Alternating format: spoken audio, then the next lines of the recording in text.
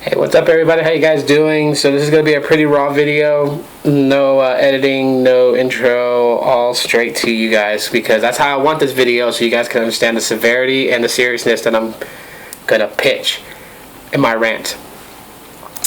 So one of the biggest problems that we have with our mobile phones today is locked bootloaders. And going through them, trying to get them unlocked is a pain in the ass. Believe me, this 3D was one of the hardest to unlock, not unlock the bootloader, but just to get it S-offed and all that other crap. Whatever security measures they add to our mobile phones to keep them locked down to their services and whatever. It's crap. It's BS to me. It's bullshit. And this is why I'm doing this video, is because, we're having 416 subscribers. Basically, there are some of you guys that are watching the videos, and I hope you guys will kind of like help me out. Help me to help you guys. So basically what I'm talking about in this video is locked bootloaders, and I'm not going to explain to you why your mobile service provider does it. We pretty much are not stupid. We get the idea.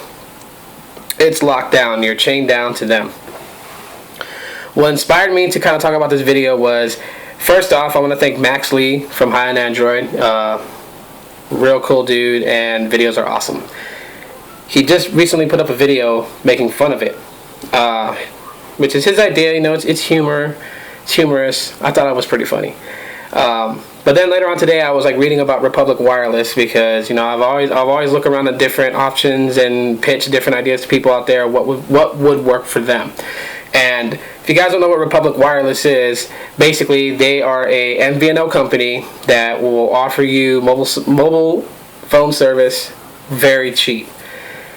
So cheap, in fact. But the idea behind them is actually a hybrid company. They are relying on the fact that their customers have home Wi-Fi and are around places that usually has Wi-Fi. That's the idea behind it.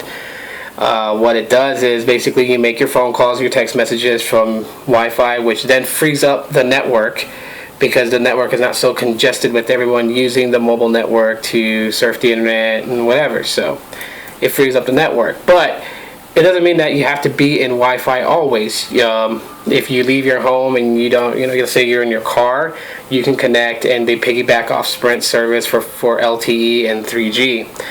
Now, one of the things that is really sad about it is that their bring your own device program, which most companies are starting to do because people are starting to actually see the value in that. Their BYOD is not up to par where they would want it to be, and the reason why is because to use Republic Wireless on your device, it's basically flashing a ROM to your device. That's pretty much what I got from it, because I read the article from republicwireless.com/FAQs or facts. And people were talking about the bring your own device, and they were saying why it's still kind of buggy. It's still kind of hard to bring your own device to them, and that's just because they're using a ROM. Now, to flash a ROM to your device, your phone needs to be unlocked. And for me, I like to have options. If I want to put my Desire 601 on Republic, I should have the ability to do that. And one of the things that's tough, especially when it comes to HTC devices, is that they're well locked down. HTC locks their shit down real good. Not only do when you root your phone, for instance, let me compare my Galaxy S2 to my Desire 601.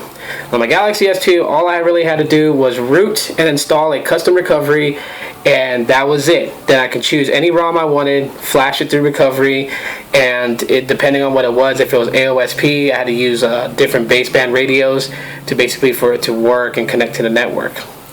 With the Desire, in order for me to flash insert coin ROM, which is basically a KitKat ROM with Sense 6, I have to not only root the device and install a custom recovery, but I have to unlock the bootloader. I have to S-off the device. So S-off means security, which will allow me to flash a zip file. And to me, that's crap. I should be able to do whatever the hell I want with my phone because I paid out cash out of my pocket.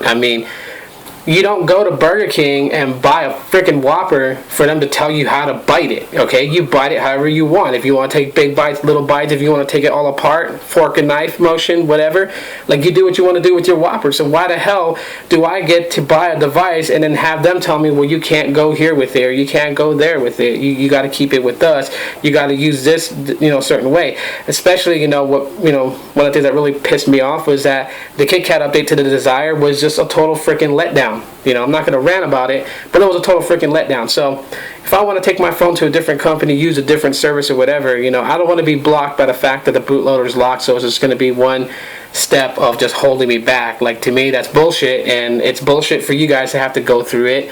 And so anyways, there are people who are posting about it on Twitter and on Facebook and on different places where, they kind of like give like a testimony, or just, how they're upset with their mobile service provider, but they like the phone they bought.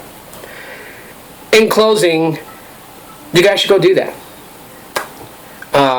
I know, just because you guys say something on Twitter or on Facebook or whatever, doesn't necessarily mean that it's going to happen right away. But with enough people constantly saying it, the companies have no choice but to listen. Otherwise, who's going to want to stick around? You know what I'm saying? So, yeah, if you guys want to do me that favor and just kind of like help, get it out there, and that'd be really cool. I'd really love to see that. And if you guys do it, you guys do it on Facebook or on Google Plus or on Twitter, whatever, don't forget to tag your mobile service provider. That way they can get the message, they can see it, they can be like, okay, there's another person talking about they want their thing unlocked. And for those of you guys who bought the phone subsidized on a 2-year contract, you guys are pretty much SOL. I mean, you guys can go voice your opinions about it, that you guys want to unlock bootloaders, but chances of you guys actually getting it, if they ever decide to do it, be slim, because I'm pretty sure if they ever meet us in the middle, because that's what we're trying to do. We're not trying to get everything our way. We just want to meet in the middle with something with them. I'm pretty sure they're not going to allow people who are on a 2-year contract with, who bought their phone subsidized at a cheap price. I don't think they'll allow them to have their bootloaders unlocked. But I do for those who did drop $900, $800, $500, $600, whatever. You bought the phone, it's yours, you own it. You guys should have the right to do whatever the hell you want with it. So this ends my little rant, Rob's Rants. Thanks for watching. You guys have a great week.